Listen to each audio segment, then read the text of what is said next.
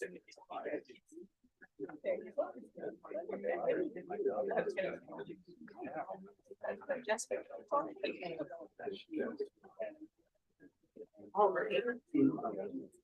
evening, everyone, and thank you all for joining us. My name is Alyssa Karpenka, and I'm the event coordinator for McNally Robinson Booksellers in Saskatoon.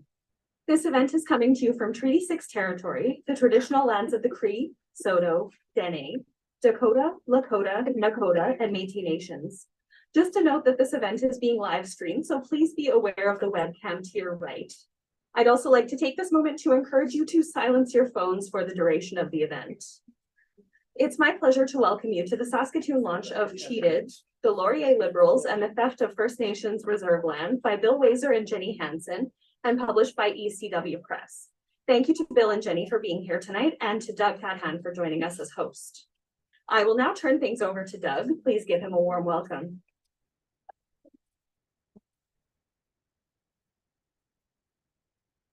Thank you. I'm not used to showing up on white people's time. Normally we'd be filtering in about half an hour from now. So I was quite surprised when I came here and the room was full. I thought I was early. Anyway, when Bill asked me to participate in this, I was really quite pleased, because in the 1970s, when I was just starting out in the Federation of Saskatchewan Indians, we began a study, we began researching the sale of lands. And we had no money to do it with at that time. So we used the advertising revenue from the magazine we had called the Saskatchewan Indian. So that's how we were able to finance it. We hired a couple of researchers in Ottawa, and we began the work. What we were looking for was the actual surrenders and how they were done, and how they were, how the rules were broken. Doctors Waiser and Jennie here, sorry, Dr. Hansen, have been taking it to the next step, the next chapter, where we look at the Laurier government and what was done there, on that side. So, well, I began with my work with the first. We found reserves like Chagasta Basin and Pheasant Rump and Ocean Man and a whole bunch of other reserves, and we were able to help them put their land claims together, and now they're in the process of getting their land back. But it's been a long and difficult process, and as you will hear tonight, it was very immoral, illegal, and everything else, the way they took the land and the way they distributed the proceeds and everything. So as the book says, our people were cheated, and there's no doubt about that. So I'd like to begin by asking Jennie, please, if you can come up and give your presentation, your spiel, presentation. Yeah.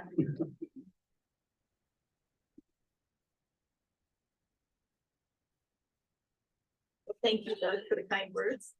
A few years ago, I was writing reports for First Nations who were submitting specific claims to the federal government. And then the pandemic hit, and suddenly there was time to fill. So Bill and I decided to write a book based on what we had found while researching land surrenders at the turn of the 20th century. And the result is Cheated. And it has been a great experience. I've known Bill for a long time. He was my PhD advisor, as well as his wife, Marley, who are two of my favorite people on the planet. And I have supportive family and friends, and none of this could have happened without everybody kind of pulling together while we worked on this book. I also wanted to make sure that we give a big shout out to ECW Press, to Jack and his team, who have been great since they signed us last year, right up until yesterday morning when they rushed an extra box of books here for this event. So those are all my happy thoughts. The other side of this project is the serious subject matter. Land surrenders are yet another dark chapter from Canadian history, and one that has not been left in the past. Just as the horrifying nature of residential schools is finally coming to light, land surrenders are in the public eye, they're in the courts, and the decisions that made then and now are affecting us all. I wanted to tell you a bit about what this book is about and what it is not about. First Nations land surrenders occurred whenever a band voted to surrender some or all of their existing reserve land to the Crown. Legislation existed that was intended to guide the Department of Indian Affairs, the DIA, in such an event. Some aspects of this process were vague, such as who got to vote, but there were rules. Land surrenders rarely occurred under the John A. Macdonald government, which is unsurprising. I mean, who would want to give up their land, right? But under the Laurier Liberals, who were in power from 1896 to 1911, many land surrenders were made. Over 24 major surrenders on the prairies. Or put another way, First Nations bands on the prairies gave up over 20% of their land. And what is clear now is that the DIA was pursuing these surrenders, and in certain cases, officials and party insiders were also profiting. Our approach with this book was to focus on the machinations of the DIA. We are talking about power, politics, patronage, and profit. And we wanted to write a book for a general audience. This was not supposed to be a textbook. This book is not a comprehensive overview of every land surrender that occurred in Canada, or even every land surrender on the prairies. And we don't cover the dodgy leases that allowed party insiders to remove timber, water, and minerals off of reserve land. And there were also many right-of-ways that were provided to rail companies that ran tracks through reserves. What is in this book? There is an introductory chapter on the Macdonald government and its relationship with First Nations people, and then another one on the rise of the Liberals. And then we get into the men that ran the department, who they were, how they knew each other, and what they were up to. Answer to that is in our subtitle, The Laurier Liberals and the Theft of First Nations Land. We talk about dozens of these guys in our book, but for now, let's just focus on a few of the major players. There was Clifford Sifton, the Minister of the Interior and Superintendent General of Indian Affairs, who claimed that the most important function of government was patronage. He was also fond of telling his inner circle, all owe their positions to me. Sifton's deputy was James Smart. He engineered the surrender of reserve land at Moose Mountain and then formed a company to buy it and flip it to American land companies for profit. They made millions in today's dollars. Managing the DIA staff was John McLean. His people skills were so poor that the one time the department sent him out to a reserve on government business, the chief sent words afterwards that McLean should never be sent again. And there was Frank Oliver, newspaper owner and MP who took over the DIA in 1905. Oliver wanted to remove reserves away from cities, especially Edmonton, his own riding, and he had no qualms about taking a cut in the process. Even while he did so, he had the gall to reassure a delegation of First Nation chiefs that they were not being cheated. And that is where we got our title. Oliver is who we open and close our book with, and Bill will talk more about him in a few minutes. So to wrap up, I'm going to read a short excerpt when James Smart first began to pursue the surrender of Moose Mountain lands in December of 1898. In a memo to McLean, Smart instructed the Indian Affairs Secretary to take immediate steps to see upon what terms the 2 Indian reserves can revert to the government for use of the Department of the Interior. Smart suggested that it would be much more convenient if the 3 bands were brought together on the White Bear Reserve. It was a curious intervention by the deputy minister. Smart had never shown any interest in the administration of reserves. His ignorance in such matter was underscored by his mistaken belief that the government could simply negotiate terms to acquire 2 reserves. But Samuel Bray, head of Indian Affairs Survey Branch, reported favorably on the proposed amalgamation, on the understanding that the surrender provision of the Indian Act was to be followed, and that the White Bear Band agreed to take in the Pheasant Front and Ocean Man people.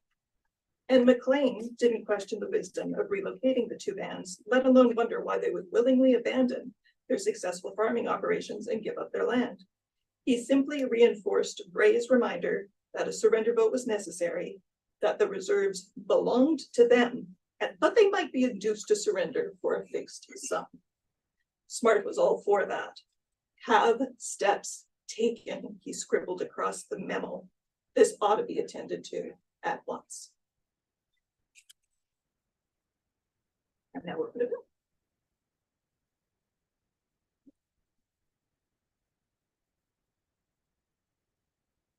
There's a little postscript to this, the land surrender at Pheasant Rump and Ocean Man.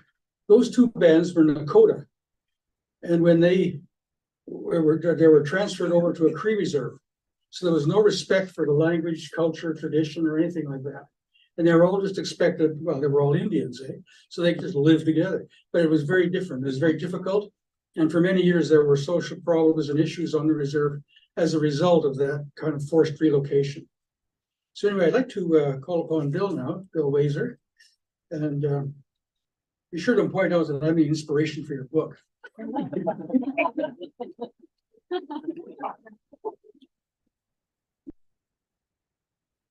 You should own more than one. Thank you. You still hear me at the back? I'm good without a mic too. Anyway, I want to thank Doug for kindly agreeing to host tonight's event. It's great to have Doug here and stick handle things. He'll try and keep us out of trouble and try and keep you out of trouble. I want to thank McNally, which is one of Canada's best independent bookstores. Thank you, McNally. Always great to be here. Jenny mentioned ECW Press. We submitted the manuscript to ECW, I think on a Friday or a Saturday. Within 3 days, they accepted it. That's how quick they were. And we knew we had something. And as Jenny said, they got a rush order here in 1 day. So we promised them you would buy books. Please. I want to thank you for coming out tonight. I'm the only one who thought he didn't have a life on Saturday night, but there are a lot more. But thank you. And there are a lot of people here from the Battlefords, and I want to wish you safe travels home tonight. So thank you for coming. And then there's Jenny. And Jenny never said this is her first book. So congratulations, Jenny. It's been a lot of fun. We've learned a lot about each other, haven't we? She likes Irish, I like Scott. Anyway, it's Jenny is the one who pushed me. She saw the bigger picture. She understood the web of interconnections of Laurier Liberals and how they were on the make. And as Jenny said in remarks a few minutes ago, it was not only First Nations land they were after. There were immigration schemes where they brought over young children to Canada in the early 20th century. They also brought in Scandinavian domestics. The list goes on. They were speculating in timber bursts, grazing leases, and mining rights. You've got to realize that the Liberals had been out of power since 1878. And when they came to power in 1896, 18 years later, they said, it's our turn. It's our turn to make a buck and use our positions to our advantage. So nothing was below them. And I mean that. And every time Jenny and I finished a chapter, we would have to step back because we couldn't believe at times how sleazy it was. And I mean that. You're talking about politicians giving breaks to their brother, their brother-in-law, their cousin, their children.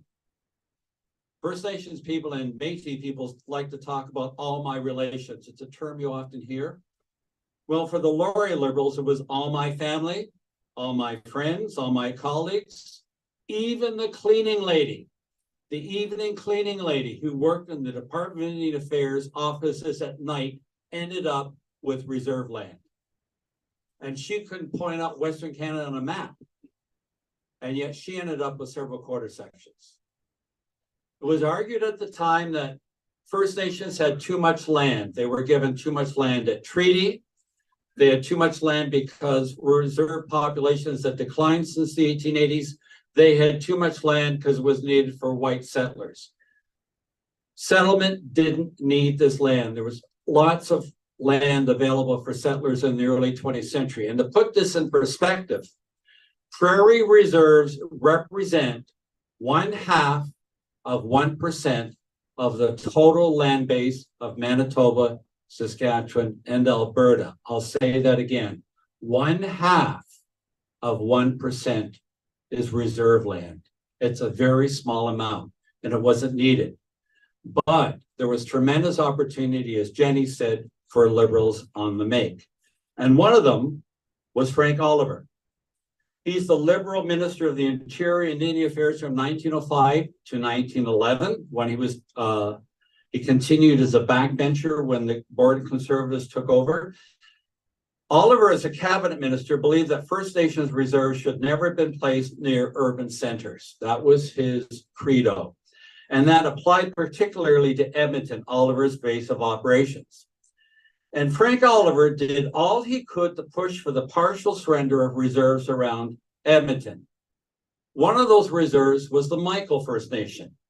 In December 1906, there was a major auction in Edmonton for nearly 7,000 acres of Michael land that had been recently surrendered. Two buyers dominated the sale of this land in December 1906. One was a lawyer, F.W. Grant. He was from Midland, Ontario. What's a guy from Midland, Ontario doing in Edmonton buying First Nations land? Well, he was well connected, and he used his connections with his other Liberal legal friends to speculate in this land.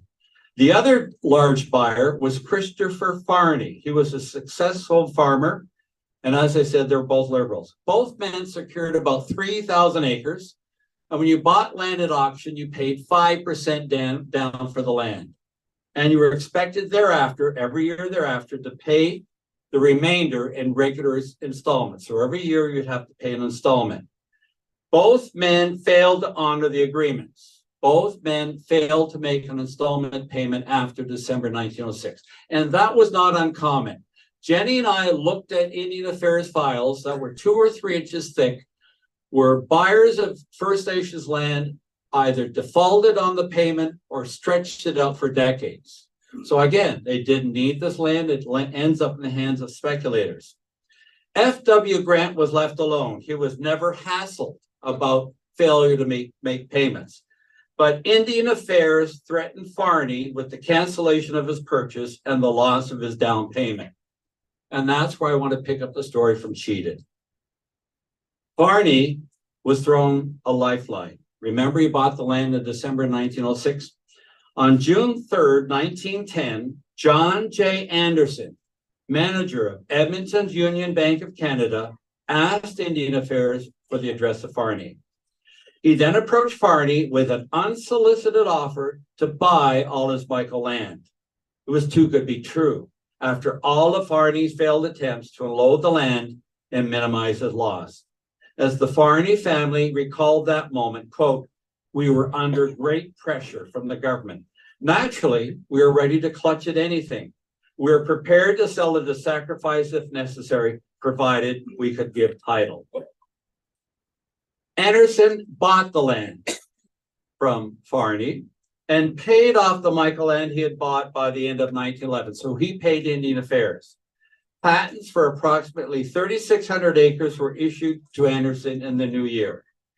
The banker then bided his time until November 1914, when he quietly transferred title to Frank Oliver.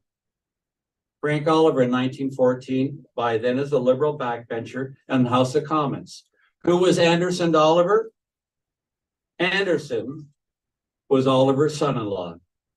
He was married to Oliver's daughter, Dora, one of 5 daughters.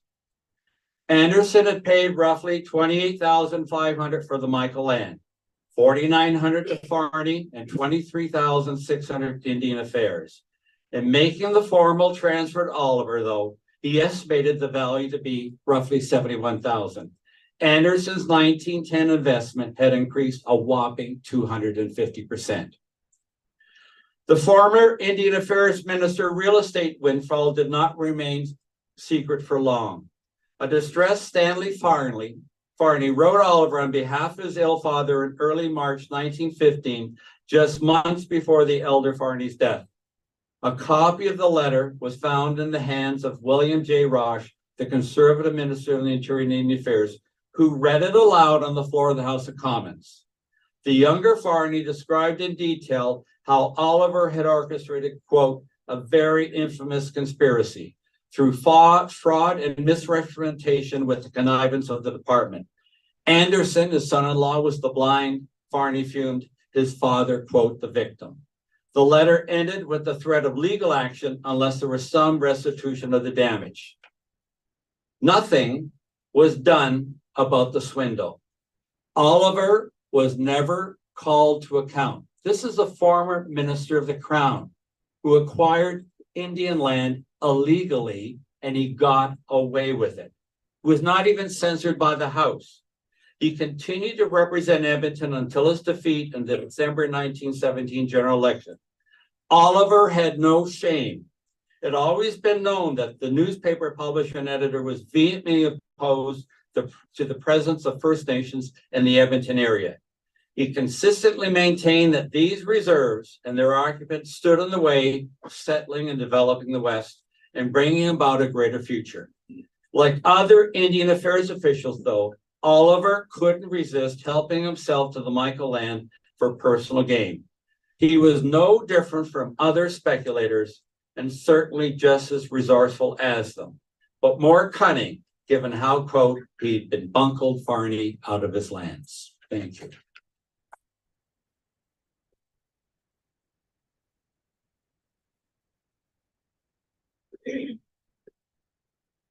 Thank you, Bill. That was just a small taste of what the book contains.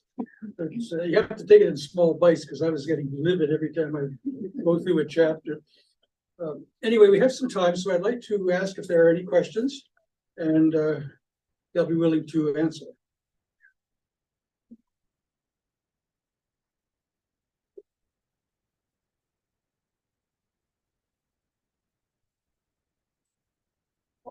We got one at the back there.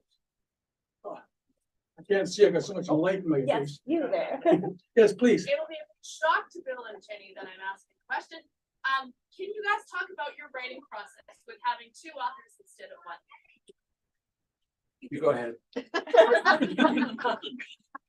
Well, we had known each other for quite a long time before we started on this, and we had worked always with me as the research assistant. So there was already a working relationship established. So this was just taking it one step further. But we did want to keep it in one voice. So that is mostly Bill's voice. But I did check all the footnotes. No. They're all fine. No. Jenny did more than that. I've got to confess to you, okay, there's a generation difference between Jenny and I.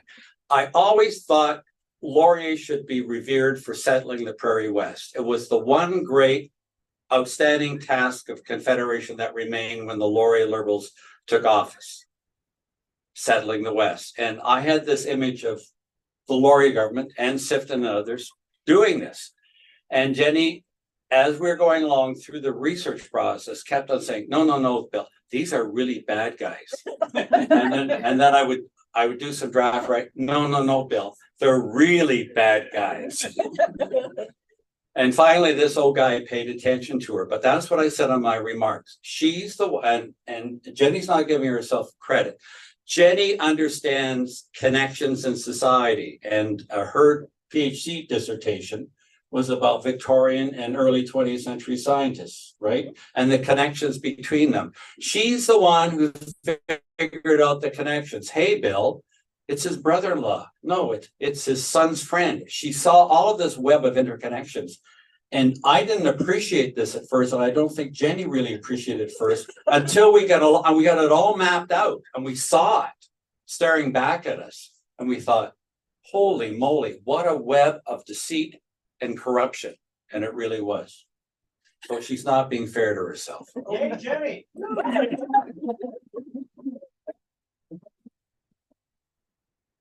Are there any other questions? Yes, please. This is a question for the three of you. Okay. What do you think fair restitution looks like at this point, knowing what you know now?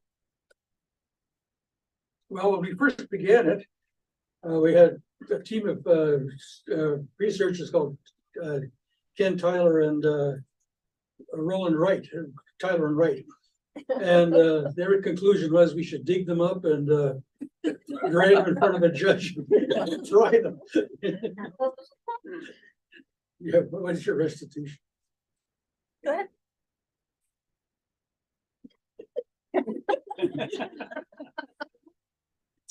See all gentlemanly, I stand when I answer, okay? In terms of restitution, I don't think you can round up this bunch of crooks today, but what you can do is move on specific claims. Bands bring forward specific claims. They were bringing them forward in the 70s and 80s, and it sometimes takes 2 decades or 3 decades to resolve them. And when people read about these specific claims in the newspapers, and they appear in the newspapers maybe once a year or twice a year, the public is shocked by the settlement. You shouldn't be shocked. What happened was illegal. And they're just making things right today. And we should encourage the federal government to deal with these specific claims in a timely fashion. That would be true reconciliation.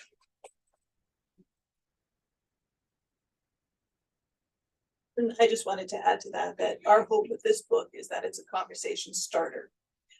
The things that we brought up that we didn't have room, it's a 350-page book already. And we put as much as we could fit into it, but I want to hear more. I want to hear more about what happened in Ontario and the Maritimes and British Columbia. I want to hear about the rail leases, the timber leases. I mean, we've started with the tip of the iceberg, but it's time to rewrite Canadian history and include everything that happened. We had this fable going for decades of being nice, polite Canadians that settled the West in a very easy fashion with, Mounties strategically placed and, I don't know, little husky dogs, whatever. That is not how it went down. It was much darker than that. It was bare knuckle politics. There was financiers everywhere. There was international trade involved. And it's time to just dig all of that and rethink what we know about what happened.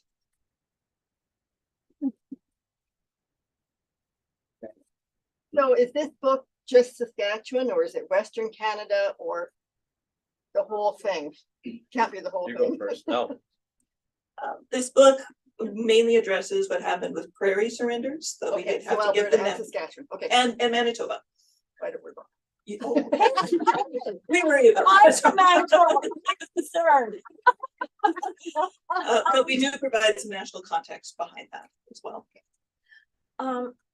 I had gone to something and I was working and they'd gone up to the, it's no longer called, up Canada, Yukon area, where they finally have got the land claims back, and it took them more than 2 decades. Yeah. And that's the government for you to, like, they got so many lawyers Everywhere. they can find loopholes, and it's just, I'm ashamed to be a Canadian. This. Can you repeat the question? We can't hear the question. Yeah. It was, No, Oh, yeah. thank you. Repeat, thank you. I know her. See, she keeps me out of trouble. And when I am troubled, she calls me William. My mother called me William when I was in trouble. She was remarking that they're finally setting the land claims in the Yukon, but they've taken decades, right? Okay. I think we need to know this history to have a better understanding of our history. I think we need to understand history and its complexity. History can be messy, but we need a better understanding of what happened in the past so that all of us today can be better informed and have better discussions today about how to go forward. We need that knowledge of the past to equip ourselves to deal with the challenges we face today. That's where I come from. Okay, are there any other questions? Here. Yes, please. Repeat the question. Or Marley feeling my ass. okay. Yes, please go ahead. Okay. We have Métis lands, okay? Can you approximate for me how much of your book covers the Métis lands that were lost? Okay. The answer is none. That's a topic we didn't even get to touch. Though this is the same government that was going through the North issuing scrip. It's also the same government that ran the show for the Klondike Gold Rush and then also made and signed Treaty 8 for all of the lands between the West and the overland route to the Yukon. So they had their fingers in every pie out here. They had a tremendous amount of power and influence. It was these same individuals doing all of these things.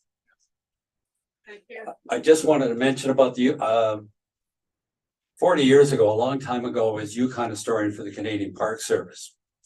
And one of the things I had to do was look at the history of dredging in the gold fields. Everybody has this idea of the Klondike Gold Rush being the story of individual prospectors, individual sandpiters going to the Yukon. The Klondike Gold Rush, it occurs, the discovery is August 1896. It doesn't reach the outside world until 1898. Within months of it reaching the outside world, the Laurier government is already proposing legislation to create mining concessions so that large mining companies that are well-financed can send dredges into the gold fields and get rid of individual stampeders. They wanted to turn the gold fields into a corporate activity. That's the mentality of this government we're dealing with. They did the same thing in the early 20th century by creating land companies in Western Canada. The Laurier government gave companies large parcels of land, and the area between Saskatoon and Regina hadn't been settled by the early 20th century. They created the Saskatchewan Valley Land Company to do so. And the Saskatchewan Land Valley Company put settlers on the land, and they benefited from greatly. So you've got to think in terms of corporations or large size activities in terms of how Laurier did this. Okay, are there any more questions? Yes, please. Over there.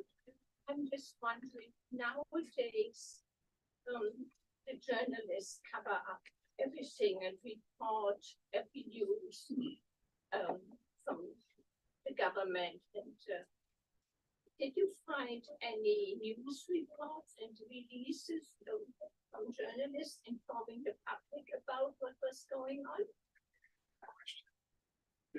The question is whether there was a lot of press reports on what was happening at the time. You know, the biggest investigation into Laurier land scandals was done by the Ferguson Commission, which began in 1913 and hit the House of Commons in 1915. We do talk about this in our book. And it apparently went up in flames during the Parliament fire of 1916. We looked deeper into this, and it's clear that it was not. It was actually buried. But because there was this understanding that there was no copies of the sessional papers attached to that investigation out, what we were able to do was go through all of the newspapers all across the country that it had press coverage on exactly what we're talking about and piece together what was in the reports. The answer is that they didn't cover nearly enough. So we used it as our starting point and continued our research outwards from there to figure out what the whole story was. And just a footnote, though, the reason the Ferguson report was buried in 1915, if you know your Great War history, what happens in April 1915? Second Battle of Ypres, that's where the Canadians get bloodied. That's the first battle where the Canadians see action, 2,000 killed the first day. And because of the Second Battle of Ypres, that becomes the news of the day, the Great War. And so an investigation into what happened to First Nations lands is irrelevant at the time. That's the attitude. So the Conservatives and the Liberals reach a deal to prosecute the war effort. And let's forget about what Ferguson found. So they're wink at one another.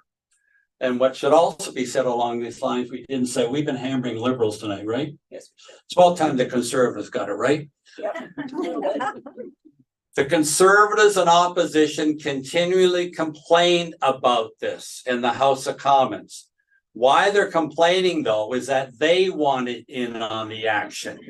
They were upset that Liberals were benefiting.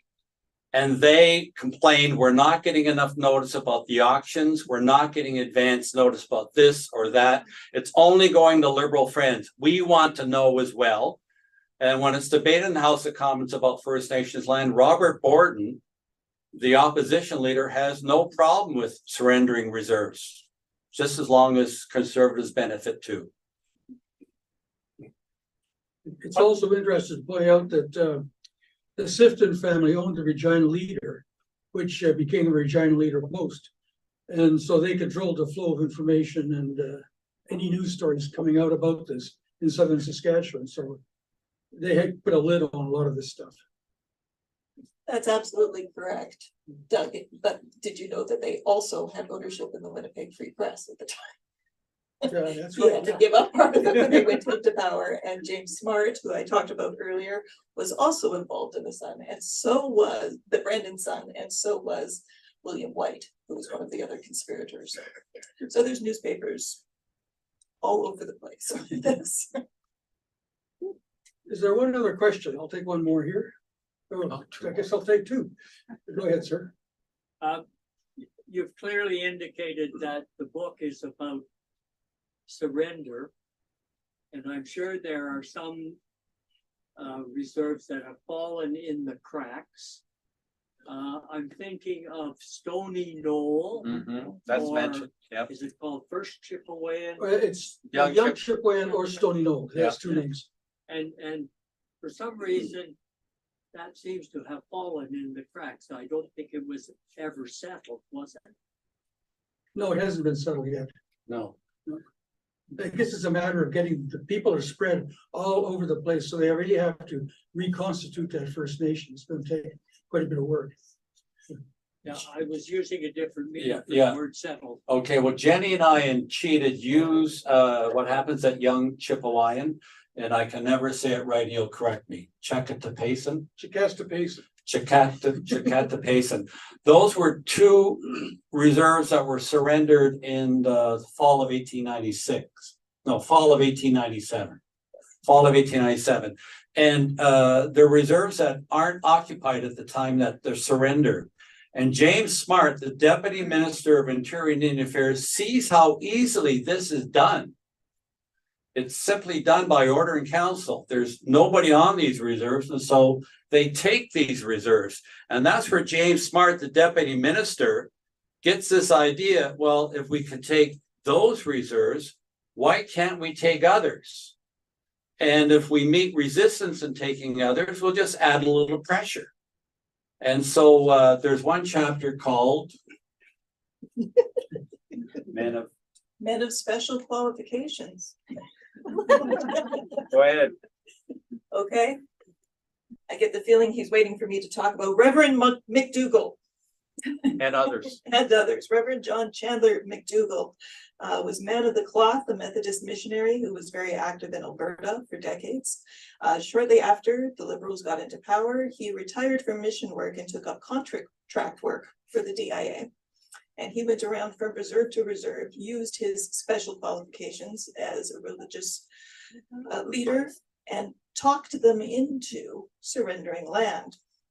And this was more than just rumor. Just yesterday, I was looking at BC claims and looking through a report that came in from John McDougall as he went through the rail belt in BC. It was over 50 pages long, where he went from one to the next and marked out what was considered good agrarian land and suggested it should go up for surrender. This was without being approached by the bands. This was completely on the initiative of the government. Yeah, there was one other question there. Yeah. Yes, please. Yeah, I've had First Nations tell me that when treaty was signed, you know, what we referred to as Indians back then, were not agreeing to surrender land. They were not ceding title. They wanted to share the land. That's how they understood it. So I've heard you use the terms land theft and land surrender. But I think you're talking about more like specific cases of surrender, but are you also saying what was surrendered was also theft? Or where's your line? I'd like to hear Doug's answer. Deal with treaty first, I'll deal with the second. Yeah, the understanding, there's the written text of the treaties. And then there's also the oral promises and the oral negotiations that took place at the time. And our people didn't read English, of course. So they didn't know what the text was. It was all done through interpreters. But there were statements made by Lieutenant Governor Morris and others that they would share the new land. They would share the land with each other. And that gave us the right to hunt and fish and travel as we saw fit. And it also, there was no mention of any minerals or oil and gas underneath the surface. So that was left out. So the treaties are silent on that, and that's still an issue that has to be dealt with. But yeah, there was an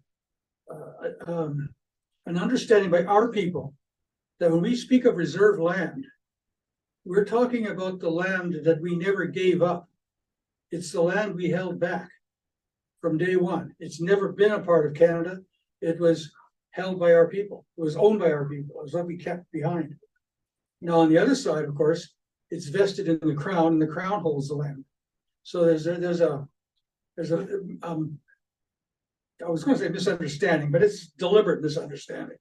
That how we were led along one path, and meanwhile the bureaucrats and the government took the other way and institutionalized a lot of what was originally our own. So that's okay.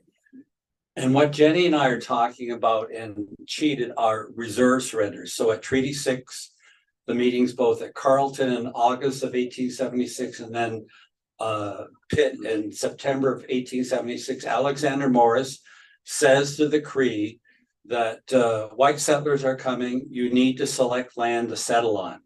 And that these reserves will be based on a formula based on population.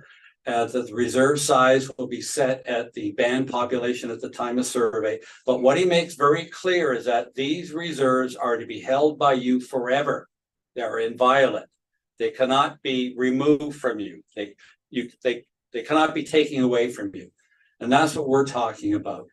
And then along comes the Laurier government and literally pressures these bands to surrender. And I'll give you one example. Prairie bands used to get 10% of reserve surrenders. 10% would go into their capital fund, their band account. And when prairie bands seemed reluctant to surrender land, they would increase the amount to 50% of the surrendered amount. And that these negotiators that showed up on the reserves to take surrenders would bring suitcases full of cash. And they would put the cash on the table and then call the vote. So how do you think the band was going to vote? With cash sitting on the table. And if the vote was negative, they put more cash on the table. That happened at Thunderchild.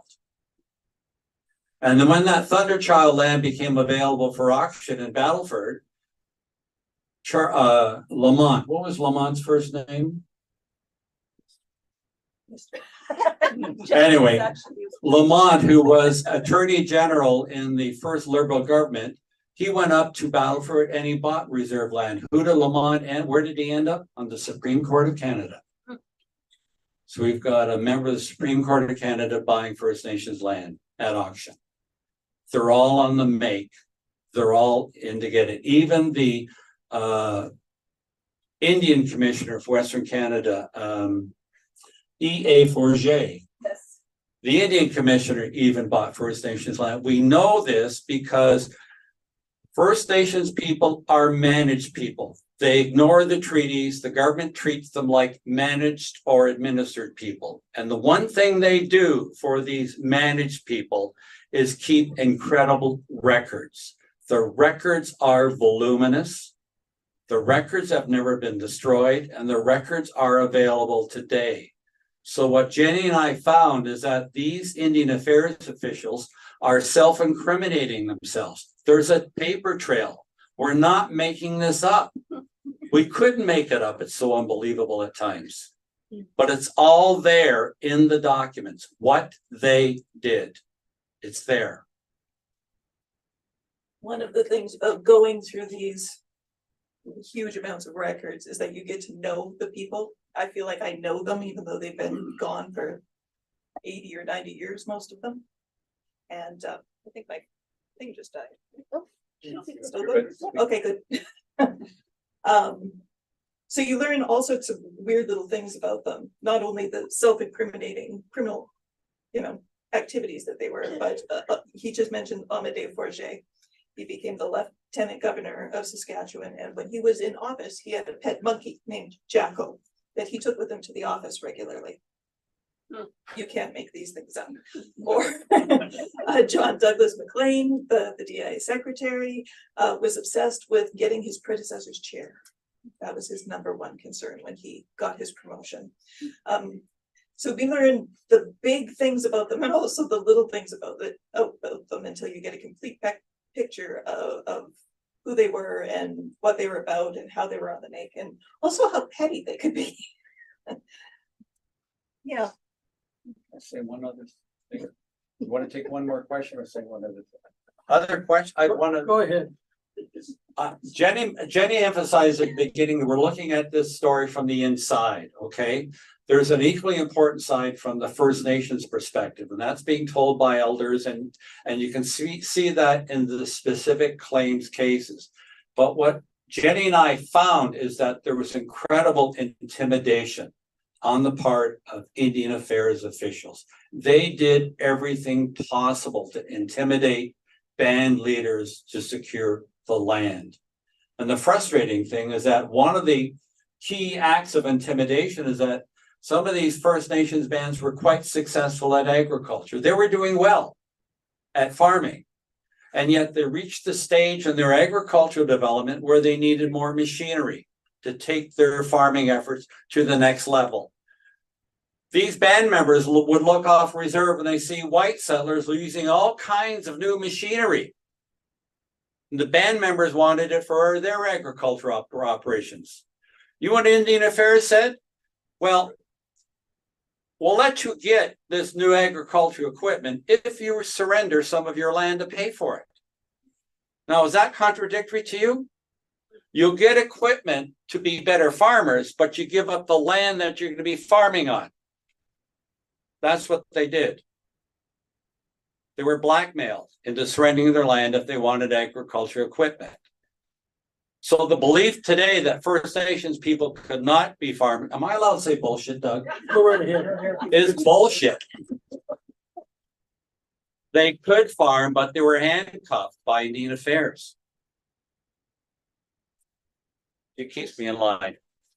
One thing that we are hoping that comes away from, that people take away from this book is that government is not a monolith. These people really wanted to come in force and be intimidating. They often just signed their correspondence with their title, Secretary of Indian Affairs or whatever else. If they used names, they would put their initials in instead of their full name. We really wanted to break that down and show them for the individuals they are and their shortcomings. So we were trying to put full names and positions to them and put a face wherever we could find a picture. I actually had a folder of all of their homes too, which would enrage me every time I looked at their mansions in Ottawa. And then the pictures of the reserves, the people that they were literally taking the homes away from them. The discrepancy is just obnoxious. So yeah, I think we can look at our politicians in the past and government even now and kind of pull the curtain back and make our own decisions about how we want to go forward as a country. I'd like to add that when we did the FSI did their research, a lot of it was the oral record that came from our own people.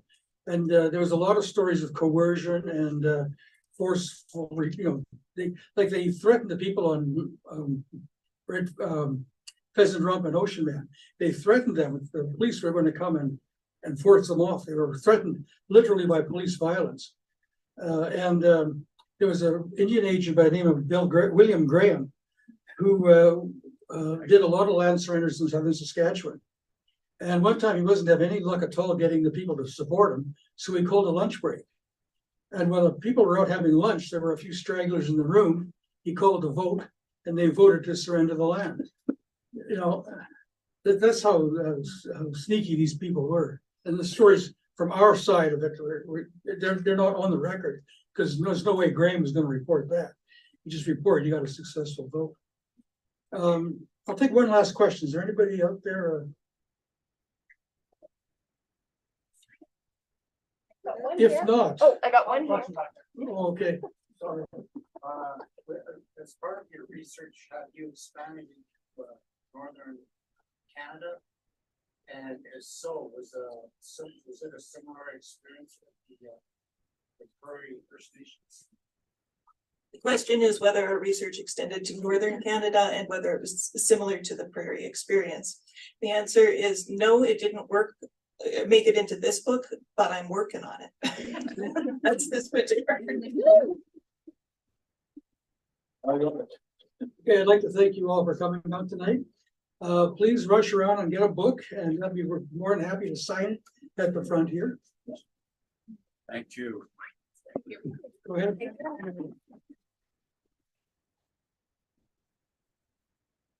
Thank you, guys. You sign on it.